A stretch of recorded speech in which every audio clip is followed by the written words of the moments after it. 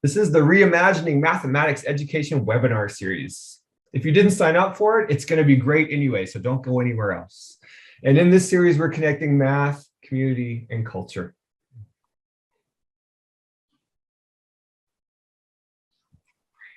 This series is an exciting endeavor, and I want to thank Cynthia Nicol for just jumping on board and saying, sure, let's try something. And we'll talk about all our partners on the next slide. But when we started to think about what this could be and what we could offer, there's a chance to come together across the province and beyond to think about place in mathematics and Indigenous story work. We're so honored to be working with Joanne Archibald in this work. And if you didn't get a chance to see session 2, it focuses on Indigenous story work through math education.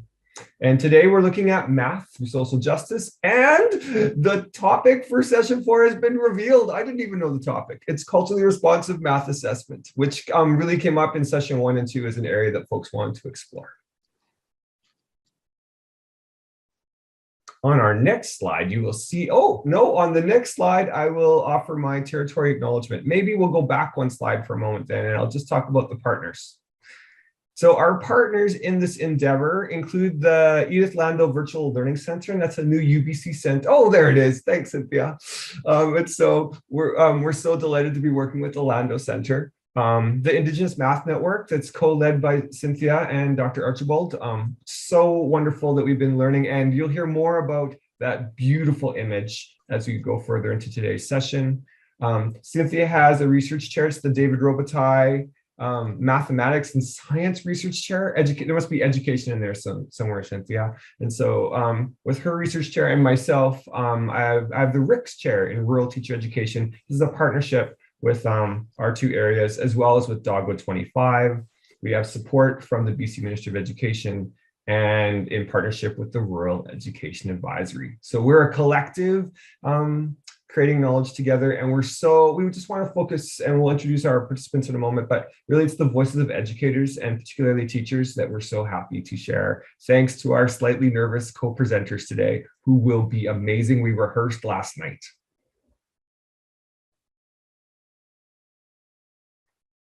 And now I'd like to talk about where I'm joining you from. I'm just so honored and humbled to be joining you from Syilx territory. I'm a guest here, I'm a settler guest here, and I've been so fortunate to work with the Penticton Indian Band and elders and knowledge keepers for 9 years now, learning, and I learn each time I hear a new story and spend time on the land and to be able to learn from the land and with the land and with Syilx elders and knowledge keepers. I recognize that the Syilx have been here for thousands of years. And now that I call this place home, it's my chance to learn from their stewardship and to learn from them. And I acknowledge my aspiration to learn more how to act respectful acts of decolonization, both in my personal life and my professional life. Thank you very much for that wonderful introduction, Leyton. I really appreciate it. And it's an honor and a pleasure to be working with you on this series and to help co-host this webinar on connecting math, community, and culture. And as Leyton mentioned, this particular one is on teaching math for social and ecological justice. I want to acknowledge that I'm coming to you right now from the traditional unceded territories of the Hunkaminam speaking people. This image was taken in the fall, and this image was taken in the winter when we had that cold snap, and you can see the ice on the Fraser River. And where I am is just where the Fraser River splits into the north arm and the south arm. And I've shared before about how just being in this pandemic and being isolated in some ways has really reconnected me to the land and the importance of keeping it healthy and all of the animals and wildlife that's associated with it. So I really feel my deep connection to that. So we'd like to invite you to introduce yourself and the lands that you are currently on. And you can do that in the chat. You can just type in the chat who you are and where you're from. Thank you. And it's great to see a good group of people during this time where we think we're over COVID and then we're back in it again. Okay, So I want to introduce our group that we're going to be sharing a little bit of the work, and my colleagues who have helped organize this. We have Jessica Bella from Trail, Mahima Lamba from Tawasin, Carol Bob from Hazelton, Cassie Dusdal from Terrace. Sorry, Cassie, I think it's Dusdal. Debby Knoke, sorry, from Port Coquitlam, and you've met Leyton. Joanne Archibald from UBC, Janice Novakowski from School District 38 in Richmond, and also UBC, and me. So we'll be taking you through thinking about math and social justice. So you might think, or may have thought, and I'm not sure what drew you to our session today, but you might have thought about, what does math have to do with social and ecological justice? And you think, it's really been a crazy 2 years with this global pandemic, a pandemic that's taught us many things, including the importance of family and the challenges of social distancing, of learning, mental and physical and spiritual well-being. And also a pandemic has taught us about loss and resiliency. And it's also magnified that, not everybody, the human and the more than human, are treated equally. And it's trying to understand and act on these inequities that teaching math for social justice can contribute. So here, you'll see here the 17 Sustainable Development Goals that were adopted by the United Nations member countries in 2015.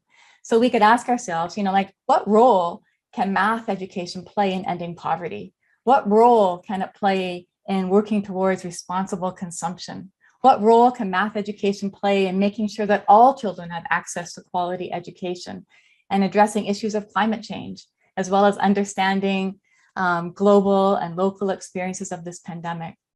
So let's just start by taking a look at this graph. So this is a graph of COVID-19 vaccine doses that are administered per 100 people from December 2nd, 2020 to January 18th, yesterday, 2022. So that means that these are the doses per 100. So if you take a group of 100 people, and let's say each of those 100 people has 3 doses, then the number would be 300. So we're talking doses, not just people. And we'll just look at it across time. I don't know if you remember, the vaccine came out about mid-December of 2020. So you can see at the bottom of this graph where it says no data is the gray. And then you can see the scale at the bottom goes from 0 up to, well, you can see 260, which would be, at the end of that would be 300. So if we move this along, this is actually animated. So if I push the play button, it will take us through what the changes from December 2020 to the current. But I'm just going to speed it up and just take us along that real quickly. So you can see here, just watch what happens.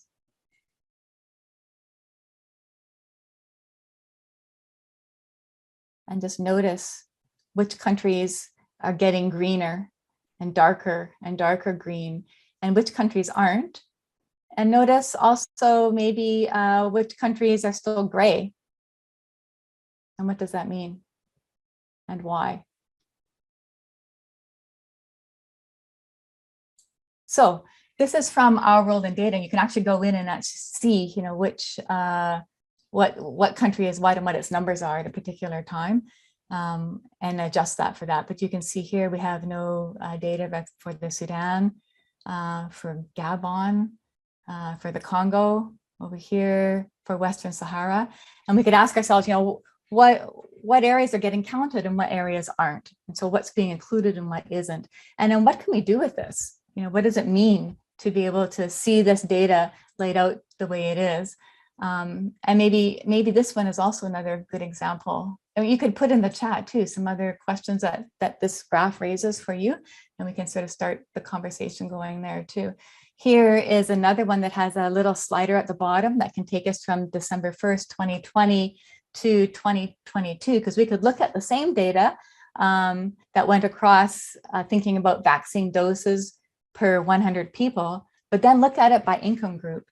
And you can see that the higher your income, the more more quickly you got your dose, and the more people who are at the higher income have the dose as well, or have multiple doses. You can see the spread between the lower and the lowest, and that there's still a big gap between high and upper and low and lower income. But you can also see how that can change across time. So I'll just kind of quickly do this one as well. Here you can see high income, and then the upper middle is starting at end of December of 2020 of people getting their doses. But you can see how the high income people have just very quickly had their dose. Upper income is getting very close to the high income, and then you can see how it ends there. But this kind of graph can raise lots of questions about, why there is some data for some countries, why there isn't data for other countries, why rich countries or high income people get doses more quickly than less developed countries or lower income. So mathematics can help us describe, measure, think about how to count, compare, to model in order to help interpret what we're experiencing in the world around us. So just going back to our slides here, another area that we can use to try to help us think about teaching math for social justice is around the area of climate change, and thinking about the IPCC's, which is the Intergovernmental Panel on Climate Change for the year 2020, recorded that the year 2020 was the warmest on record, and that the global average surface temperature of the Earth has actually increased by 1 degree since 1900s or so. And that might seem like a small amount, but it's actually quite a large amount when you think about how much energy and capacity and heat you would need to heat the surface of the temperature 1 more degree when you have much of the Earth being made of ocean. But that extra heat has led to extreme weather, regional temperatures, extreme cold, extreme heat, extreme flooding, both globally, as we can see here in this image, and also locally, in thinking about what we've experienced in the Sumas Prairie area with flooding, and also in the Vancouver Island area. This was taken by my colleague in Vancouver Island.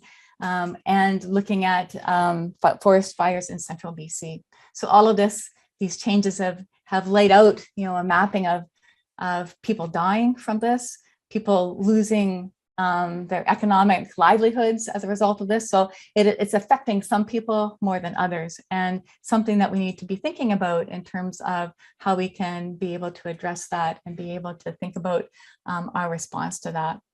So one other really cool thing I wanted to show you is also thinking about how mapping or how the changes in heat and temperature have played out across the lower mainland in terms of more wealthy areas staying cooler and less high income areas staying hotter and not being able to get the coolness that they would need as if you were staying in a wealthier area. So the wealthy stay cool, the less wealthy, because there's fewer trees and parks, and those areas are actually experiencing the extreme heat differently than if you were living in more wealthy areas. And then finally, I wanted to share this. I don't have time to actually play this for you, but we could put the link in the chat. But this is a soundgram of the sounds of a forest just outside San Francisco from 2004 to 2015. And so this is like the sound of climate change. So it gives you every 15 seconds what the sound of this forest was in 2004. And then after a severe drought, how that actually changed the sound of the forest, how you hear this cacophony of birds and animals in the forest, and then how the next few years that just dies off until 2015, you hear almost nothing. And it's not that the birds and animals aren't there, it's more that they just aren't singing. So these are things that we can be thinking about, trying to think about how mathematics could help us interpret and make sense of what is happening in the world, but also not just thinking about how to interpret, but to think about how to change it. So what Eric Gutstein, following educational philosopher Paulo Freire, talks about reading and writing the world with mathematics. How can we read the world, trying to better understand it and make sense of it, but also how can we write it? How can we write it like WRITE to try to change it and make it better? And all students, and we should include ourselves in that, can participate in that. Think about what's happening across the world in terms of looking at students marching for climate change, and what's happening in that regard and how youth can get involved. And then also think about Dr. Cindy Blackstock, who talks about if you are trying to think about just doing action related to responses of social justice only at the youth level, then we're too late in the cycle. We need to actually start with daycare. And Dr. Cindy Blackstock is a member of the Gitxsan First Nation, and she's executive director of the First Nations Child and Family Caring Society. So some powerful words here. So in the presentations that follow, we have teachers from kindergarten up to at elementary up to high school who are going to share some highlights about their work and ideas for changing and thinking about teaching math for social justice and ecological justice. And we're going to start with Jessica Bella with her sharing on understanding homelessness. So Jessica. Hi, everyone. I am a high school teacher in the small town of Trail. And so my project that I did with my grade 8s is called Understanding Homelessness. I wanted to explore current issues within my small community. So I chose to focus on homelessness, but I also broadened it to compare national, provincial, and local information. So through this project, I collaborated with various community members that work within the outreach and shelter supports and services. I gained lots of information and insight from these people, as well as resources that they shared with me. So in the actual lesson and project, I used statements regarding misconceptions around homelessness to guide the data collected and shared, which students then made sense of and analyzed using mathematics. And that informed their current understanding on the issue. And they're able to view the social justice topic through a mathematical lens and using different perspectives. So I have a video, and in the video, you'll see a glimpse of my lessons and hear audio dispersed throughout from a photo voice project that was previously done in the community. And the reason I included this to show my class was to make sure that I was including the voices from those who have experienced homelessness and get those firsthand inputs and to bring emotion into the project with my students. So Cynthia, you can just go to the video. Hopefully the audio. Yeah, I'm just going to check that for a sec. So I'm going to stop sharing and share again because I don't think I put the share sound button on. So let me just do that. I think we're good now. Okay.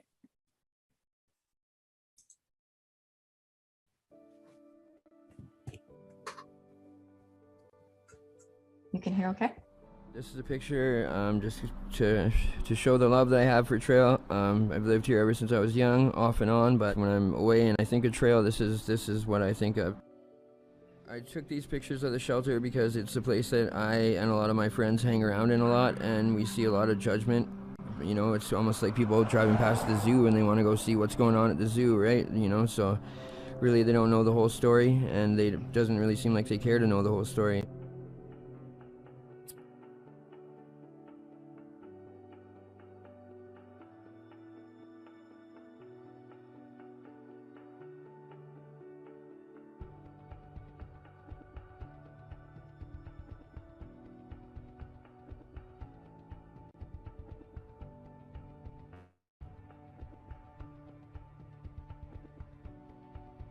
The arena, it reminds me of a place I used to come when I was a child. We used to play hockey here. Every time I go inside the arena, I can still picture what it was like when I was a kid. Got a lot of good memories there, but yeah, it takes me.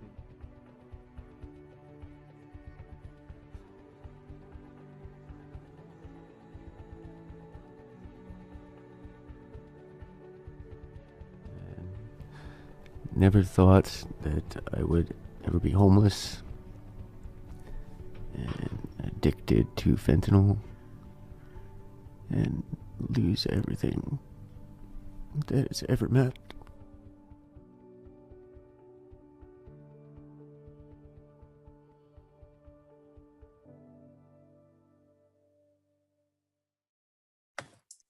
So that video was a really quick glimpse of all of the lessons and activities and tasks that I did with my students.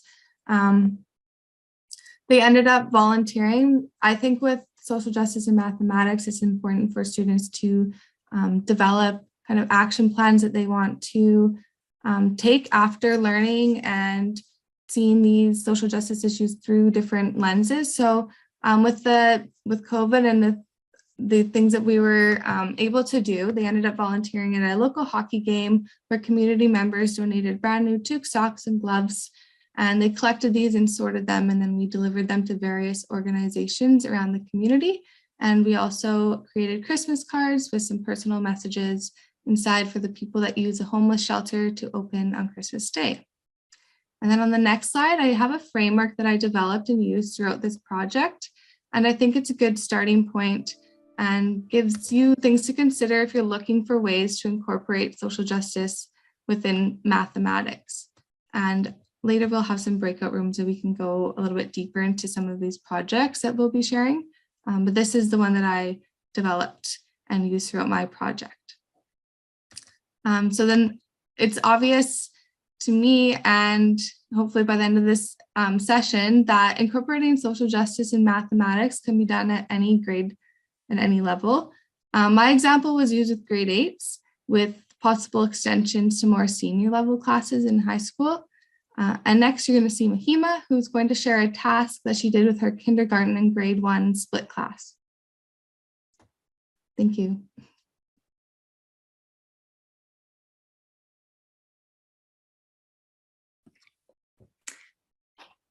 Hi, everyone. I was wanting to talk to you all about something that spread in my school, really contagiously.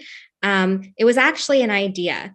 So a colleague and I, we realized both our classes had been really interested in accessibility. And I at first didn't really know where the idea from my class was coming from. But I discovered the magical connection was a little girl in my class who had an older brother in the grade 6-7 class. And these siblings had really big hearts, and they both were super interested in accessibility. I came to find out that their grandfather is a local accessibility advocate and activist. And the older students at my school were going on a lot of walks, which was really capturing the attention of my students, that they were going out so much, almost as much as we were, or maybe even a little bit more. And they were going all around the town to see what areas of our community were accessible and what barriers there were to people using different mobility devices in our community to get around. So my class also became really interested in this and wanted to try it out. And we got interested in the more surrounding area of our school, like the dog park nearby, the sidewalk, even our hallways. So when we looked really locally, we looked at the closest streets to our schools, and we went on a walk with a wagon to see what it would be like to get through some of these areas for somebody who maybe moved around in a different way than we did. On one of our first walks, we saw something that right away captured our attention right at the front door of the school. The little learners were fascinated by the big parking spot, and they wanted to know a lot about it. They had so many questions about the really big parking spot. Why is it so big? Who parks here? And more importantly, Miss Lamba, why do you not park your car here? This is the biggest spot. It's right by the door. I decided to follow my students' lead and just look at this idea a tiny bit further.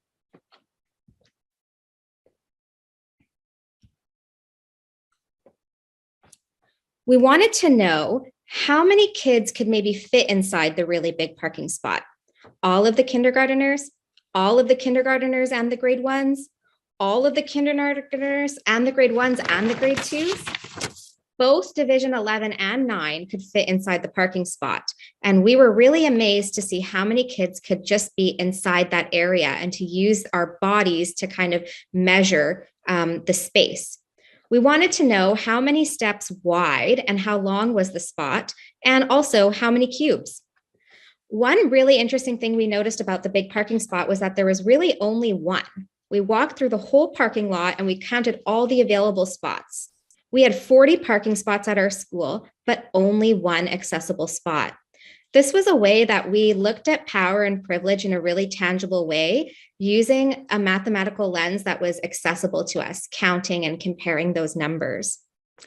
We learned a lot about accessible spots, and the little girl in my class said, for an accessible spot, it's got to be big because my grandpa can't just jump out of the car. He needs room for his ramp. Another really important feature we learned about the spot is its closeness to the door. So this was like kind of an exploration of spatial justice for us. We really examined the power and privilege and about, just coming to work or coming to the school and parking and being included in the space. So while counting the spots, we came across an area that we thought, what if this could be another accessible entrance to our school? Once we really had a good understanding of the parking spot, we were able to really look at the parking lot and solve the problems using our mathematical lens. The feeling of injustice for the students was really visceral. They were really agitated and ready to mobilize. They wanted to tell the principal right away about the injustice, and they asked me to write a note to him. They wanted to challenge and appeal to who they thought was in power. So I took out my pen and I wrote down at their request what they asked. They said, Beech Grove Elementary needs a new parking spot, an accessible one. And they signed it, love Miss Lamba's class.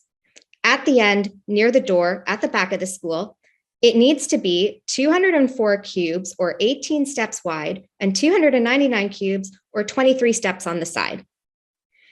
That really did not satisfy the learners in the way I thought it would. We gave the note, but the next day when the parking spot wasn't there, that wasn't really the immediate justice they wanted. So we got our supplies ready. We got our paints. We got our loudspeaker. We got our cubes. We got our supplies ready. And we talked about how what we were doing was not about breaking the rules. We needed to show other people that our idea was possible and that we could do it. So we went outside and we painted the spot ourselves. We took out our paints, we got it done. Other classes came to see what we were doing, and we told the school principal all about it. He wrote to the school board, and he's in discussion with them right now about the possibility of our school having one more accessible spot.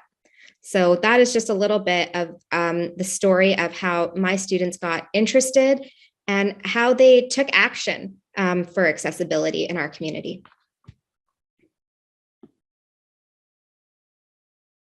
Sorry, Mahima, this slide is got one on top of another, so it's a little hard to read it. So maybe we'll fix that one and then we can show people afterwards. I could fix it, but then I'll have to stop sharing to do that. And sure, yeah, we can look at it later. It's just an image of our supplies and the note I wrote. Yeah. Okay, great. Thank you. Thank you very much, both Jessica and Mahima, for sharing both a high school and a kindergarten grade 1 level. So we thought now what we could do is move into some breakout rooms with some questions that we have posed back here. That could just be ones to get us talking or thinking about, obligation. What's our obligation to think about teaching math for social justice? How do we balance social justice and math issues? Is there something we need to think about there in terms of covering content? How do we decide on issues to engage our students with? What's appropriate for kindergarten versus high school or elementary? And then maybe what kinds of actions or change could we think about? But these are ones just are possibilities. You may have your own that we can kind of get us started with. So we thought we'd go into some breakout rooms now. We have 30 or 40 people. So maybe if we were to make breakout rooms, maybe 5 random breakout rooms, then we'll have some facilitators in each of those rooms. Some of the presenters will be in those rooms so that you can ask questions of the presenters and the presenters can share a little bit more about their projects. So we can do that for the next 10 minutes or so. And then we'll come back with 3 more projects and then highlights of 3 more projects and then wrap up. Welcome back, folks. Beautiful conversation there. Thank you for that opportunity. All right, so next you're going to hear from my colleague, Carol Bob, and she's going to present to you a little bit about a project on the Truth and Reconciliation Commission and the Council. So Carol's up next. Thanks. Thank you, Mahima. So I would just like to start. I'm going to be talking about truth and reconciliation and my part in the calls to action to call 62. I'm not going to read it, but I'm just going to base, like many of my colleagues, I didn't feel, I'm Indigenous, I didn't feel I was ready to implement these calls to action within my classroom, especially in a mathematics high school classroom. Do I sit around and wait for the government to do this as we call upon the federal, provincial? No, I'm not going to sit around and wait, because then it's going to be another situation like Jordan River Anderson. So I asked myself, do I wait for my school district to increase our capacity, provide in-service? And I thought, heck no. I have my background in science. I have my background in education. I can do this. Next slide, please. Thank you. So this summer, even though I was aware of the call to action 62, I never actually sat down and read it. So this time I sat down and I came across Senator Murray Sinclair. And in this video, which I'm not going to show because I have 3 minutes, he says, pick one of the calls to action and just make it happen. And I still asked myself, oh, next slide, please. I still asked myself, well, how can I make it happen? And then I thought about little deductium. I love deductium. I cried probably the first 20 times I saw this video. Though for those that are not familiar with it, this story originates from Peru. And I think I'm talking too fast. Am I talking too fast? I'm nervous. Okay. Thank you. This story originates in Peru, and this version is from the Haida Gwaii people, and it's about a little hummingbird and some forest critters in the forest. There's a forest fires, and all the creatures flee the forest fire except for Deductium. Deductium is this beautiful little hummingbird who flies back and forth with a drop of water to put out the fire in the forest. And finally, Bear has enough, and he says, Deductium, what are you doing? And Deductium says, I'm doing the best that I can. So I don't know how many times I think about this video. I just love it. So I thought about Deductium, and I said, well, I can do the best that I can. And how can I do that? Next slide, please. Because when we're talking about ecological and social justice and mathematics, it doesn't have to, and the calls to action 64, it doesn't always have to be about residential schools. So I focus on the history and just bringing about awareness. In particular, I'm very fond of the non-human Mother Earth. Here, sorry, my dog's whipping his tail on me.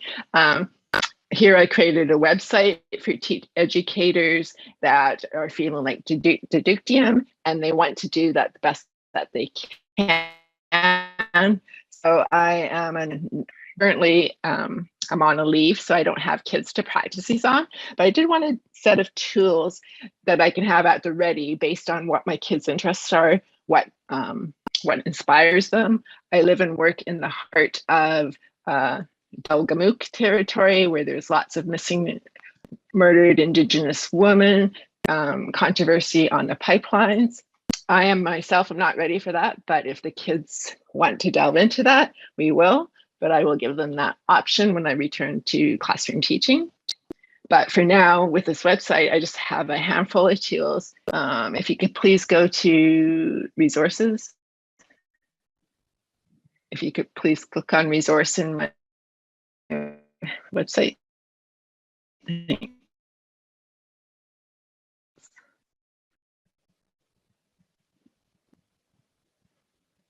Oh, thank you. Is that what you want, Carol? Yeah. And then I just want to thank you, Cynthia. I just wanted to raise awareness down at the bottom. I have tabs here. So links to the lesson resources, please. At the bottom, there's a tab, links to lessons resources.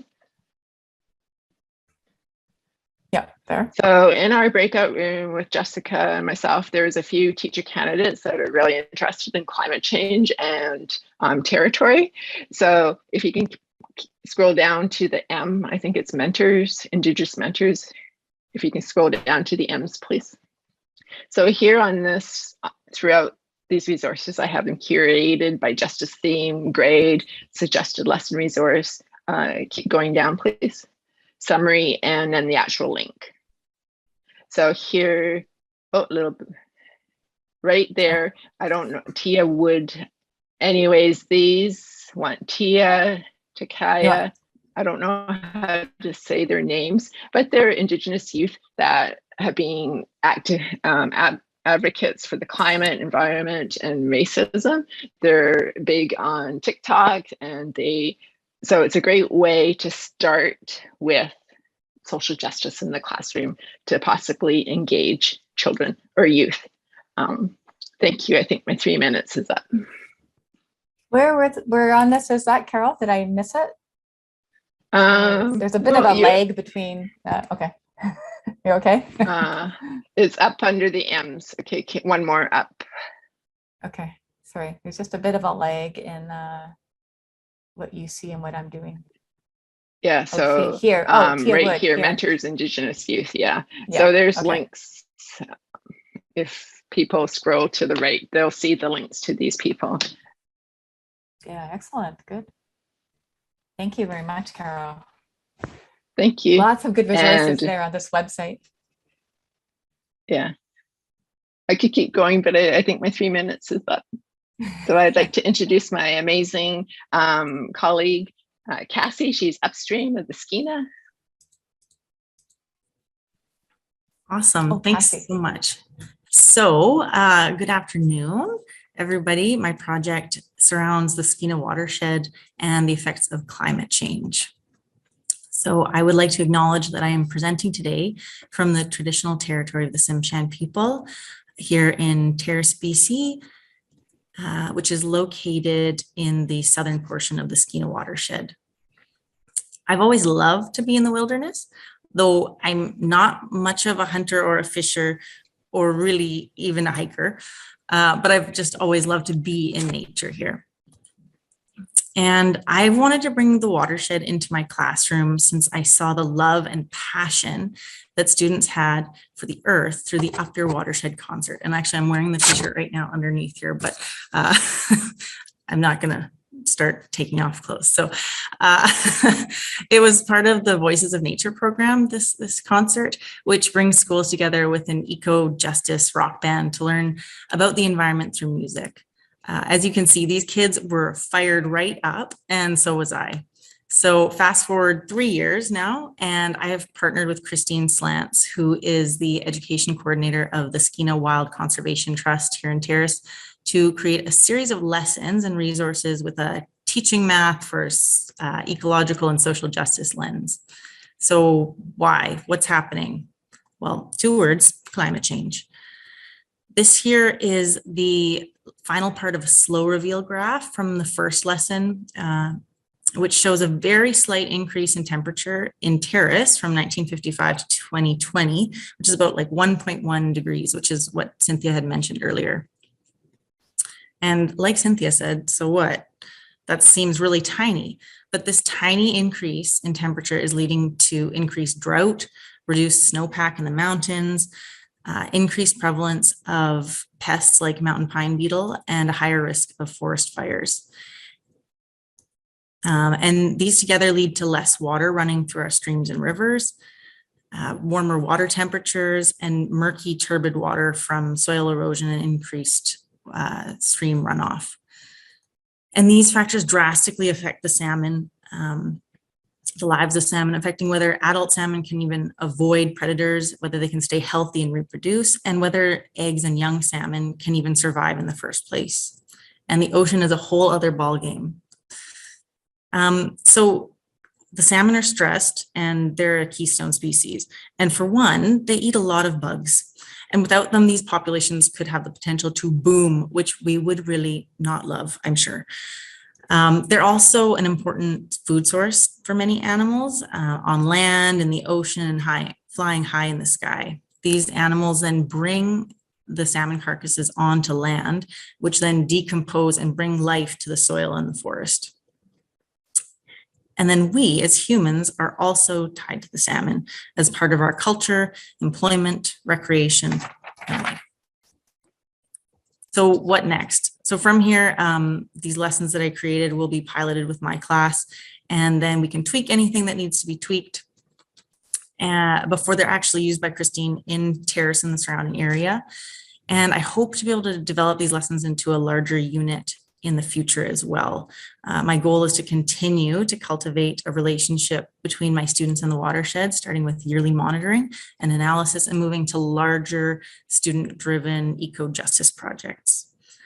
And thank you for listening. And up next is the flyest secondary teacher in Port Coquitlam, Debby Knoke, and she is here to tell us all about TikTok, social justice, and math. Thank you, Cassie. I wish my students were as excited as you were to come and see me. It's so my first of all, welcome to my math talk through TikTok.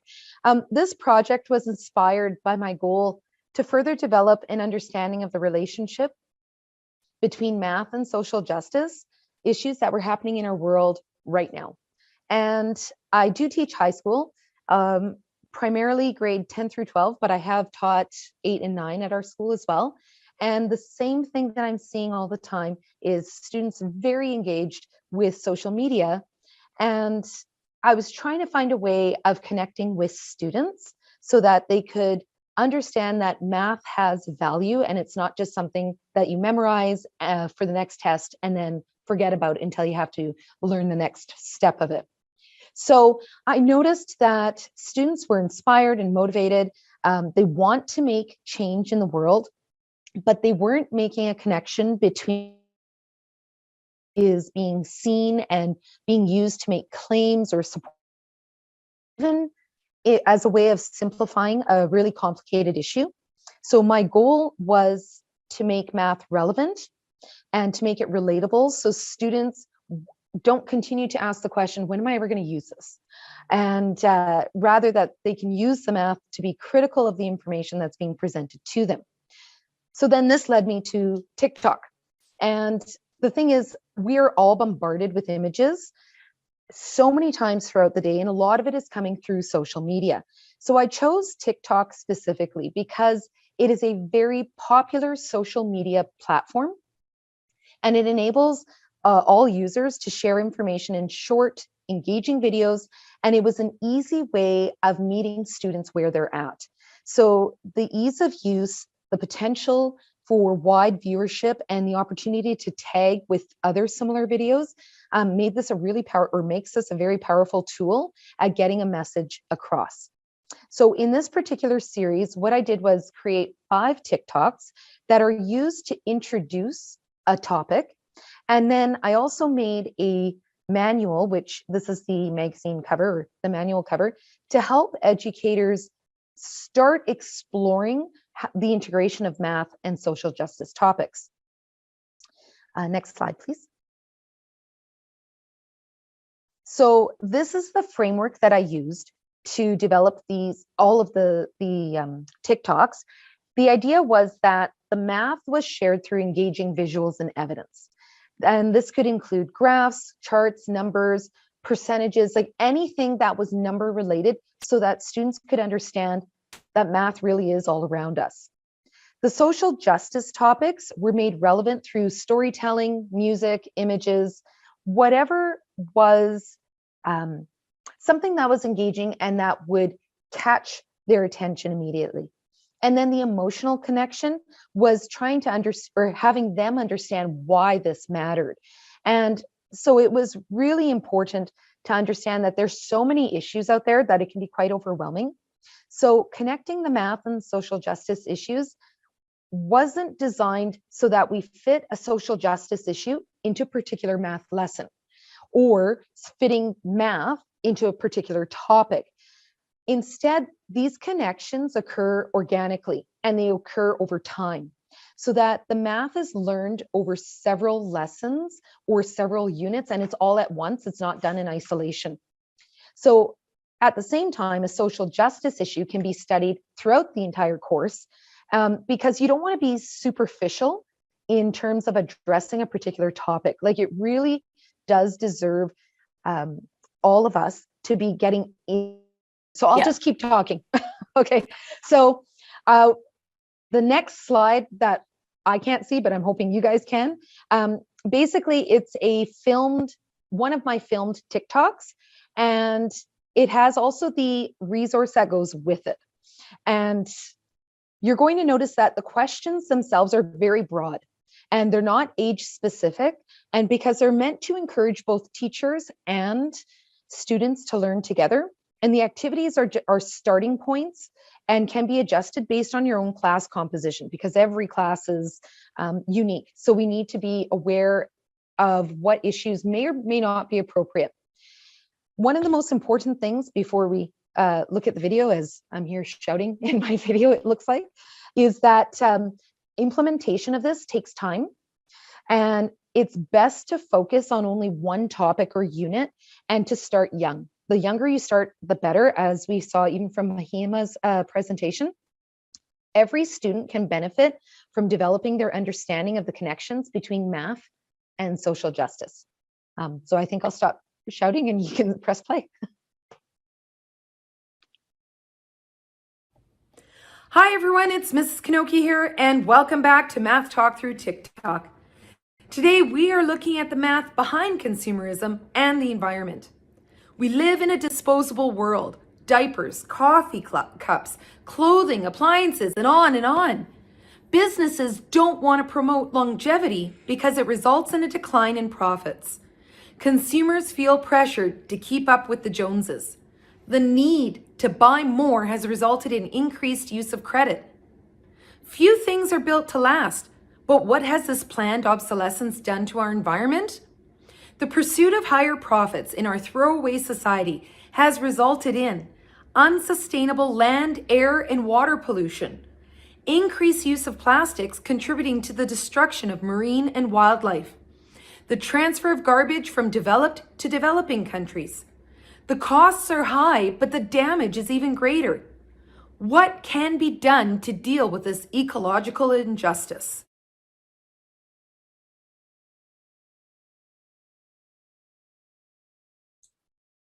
Thanks, Debbie. Do you have more you want to share with that? No, I timed myself for 3 minutes. Okay, so the next slide, I think you share a little bit about the frameworks. You want to say a bit about that? And then we have a couple of minutes here to kind of have some questions and then wrap up. Oh, I'm going to keep playing if you don't Hi, stop everyone. me. Thanks. There we go. So over the past year, I've been looking quite a bit into social justice issues and how we can incorporate this into our classrooms. And one of the frameworks that I've been working on since then is how to actually start the process of engaging social justice topics with mathematics. And it doesn't have to be just with mathematics. This really could apply to any of our courses. But the first place you need to start is by selecting an appropriate theme for your class, because location, demographics, grade level, all of that will play a part in selecting an appropriate theme for the class. We also want to find something that's engaging, because I think we've all, or hopefully not everybody, but I think there are times when we've tried presenting a lesson to students and it just, although we find it exciting, it just doesn't go well with the student. So we need to find something that they are going to be of interest, or of interest to them as well. So that takes us to learning some of the key issues around a particular theme. We are not expected to know everything about a social justice topic. It's just overwhelming. It's too much to try and do that on top of planning our regular week of materials and activities and lessons with our students.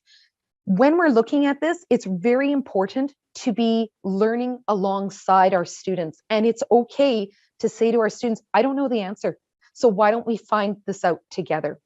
And it also gives them agency. It also gives them an opportunity to become the leaders in these topics. So as we're going through this, this will take us to learning the math, because the math will not come in an isolated unit. it's really important to have the students understand as well that everything we're learning in math can be applied to our social justice. So it's very, how can I say, it's much like we would say cross-curricular. This is what we're looking at in terms of social justice topics and their connections with math. Then, sorry, the chat's covering my next part. The next part is understanding, here we go. Introducing the topic to the students and having them research. So I'm just going to reflect back to the material that I added with the TikTok. Again, the questions are very broad. They're big ideas. And the idea is to guide students through their learning, but really to allow them to engage with the material. And then this can foster our students to then not only just learn about the material, but then how can we use this to start changing the world? And that's what is the where I have here written, reading and writing the world. And then of course we start the cycle all over again. And it might be with the same topic, but expanding our thought process, or it could be on a new theme completely. But this is just an introduction of how we can start the discussion of social justice and mathematics. Great, thanks, Debbie. And just to finish off, we have Jessica's framework as well. And we have some other frameworks that we can share with you in a PDF that we'll put up with this video, along with these various books as resources for teaching math through social justice. And we can give you some of the titles for these as a way to kind of think more about and read about like The Weapons of Math Destruction is an excellent book, and so is Indigenous Statistics as a way of thinking about asking different kinds of questions. So these are resources that we will make available to you. And but before we have a few minutes maybe for a couple of questions, I'll stop sharing and see if there's anybody who might like to unmute and ask a question or to put a question in the chat. We have time for maybe 2 questions, and then otherwise the video and the materials will be available to you at the Edith Lando website where you registered for this session within a week or so.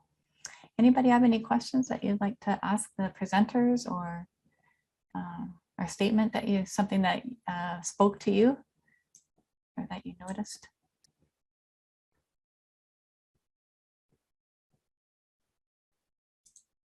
Sorry, I wasn't even looking at the chat. Maybe there's something there.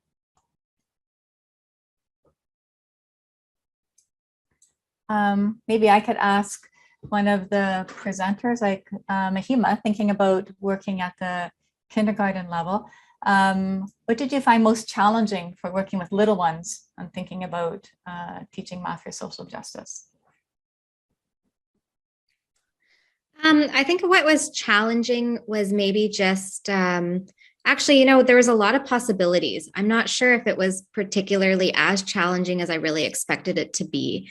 I found that, once the students were really interested in it, and I kind of got open-minded about their suggestions, well, why can't we be the ones who paint the spot? Like, why can't we be the ones who just decide that that's accessible?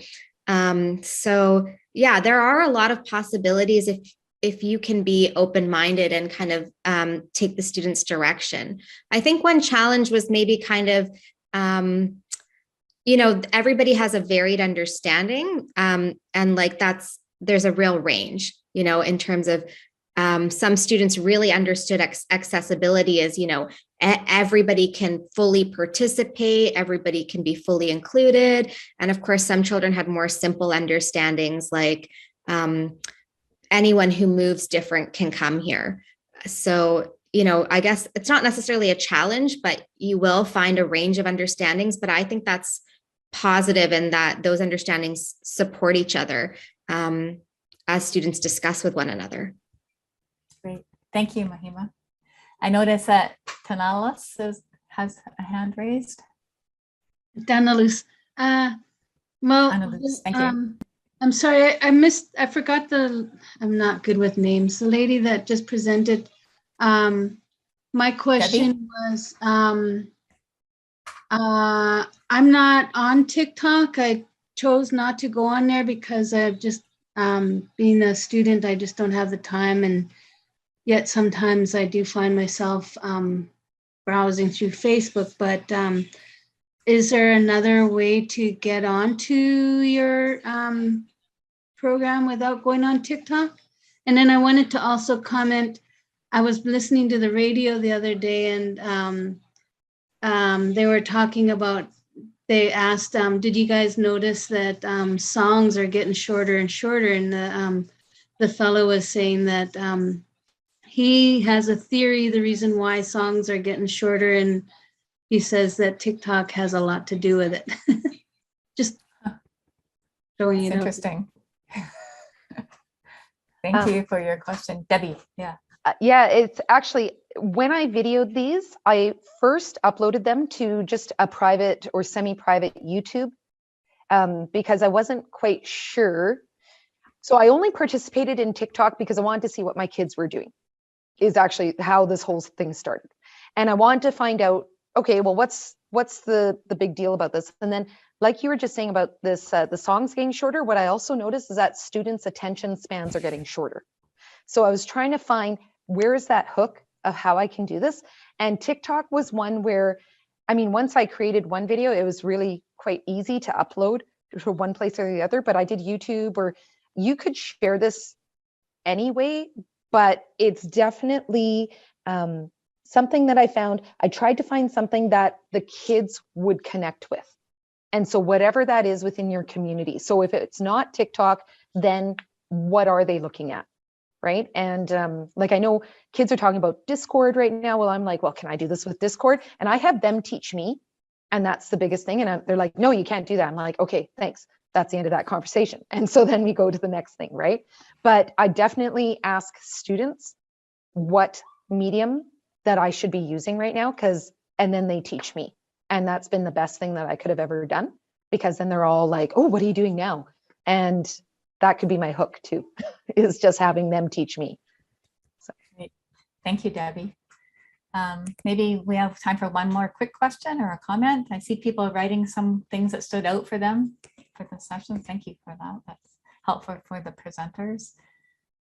And for some of our presenters, this is their first time presenting in this kind of a format. So I'm really thankful and appreciate the time that you took to get ready for this. And I know it's can be nervous, you know, even in this environment, you can get sweaty palms. So we want to recognize that people took a lot of time to prepare for us for today. But if there are no further comments, maybe we'll have time to, if anybody has anything else, no? Okay, so I want to thank everybody then for attending, participating, and thinking about this really important topic of teaching math for social and ecological justice. To know that this is a work in progress, that just that the fact that you're here is an indication that you're thinking about it, and being here is the first step. So I hope that you're able to try some of these ideas out in your classroom. You can connect with any of the presenters. We'll put all that information on the website where this video will be found in a week or so, and we'll try to keep the conversation going. So thank you, everybody. Have a good rest of the evening. Bye. Thank you. Thank you. Thank you. Thanks for joining us, everyone.